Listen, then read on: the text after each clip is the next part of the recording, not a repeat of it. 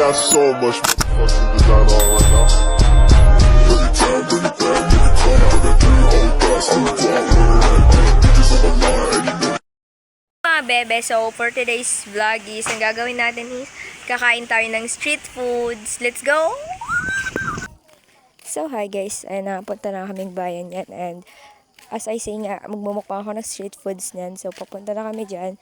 Kasama ko nga pala dyan si Axel, tsaka si Jacel. Mag-vlog din sila about restaurant. So sumabay na din ako sa kanila. So, ayan na nga, nakahanap ako ng siomai sa bayan habang naglalakad-lakad kami nila Axel.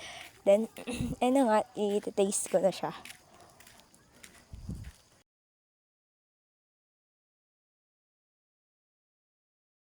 Ito kayo ba ako? Hi! Kaya kita ko na yun. Ano na? Kulay-kulay yung hoodie niya. Ayan, di ba? Let's go mga chipmunks.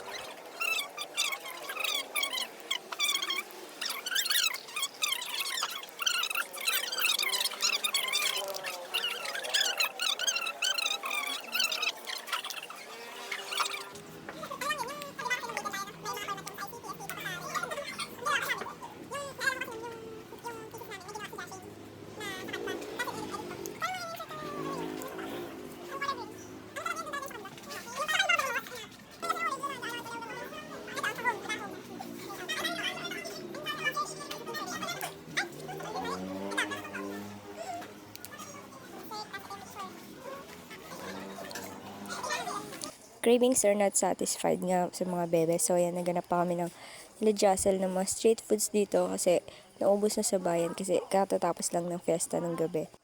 Habang naglalakad nga kami yan, nakita kami ng anong tawag sa pagkain ito. Basta parang siyang kamoting kahoy. Anong gabi nga, pupunta pa akong bayan kaso nalobat yung phone ko kaya di ko na videoan kung paano kumain.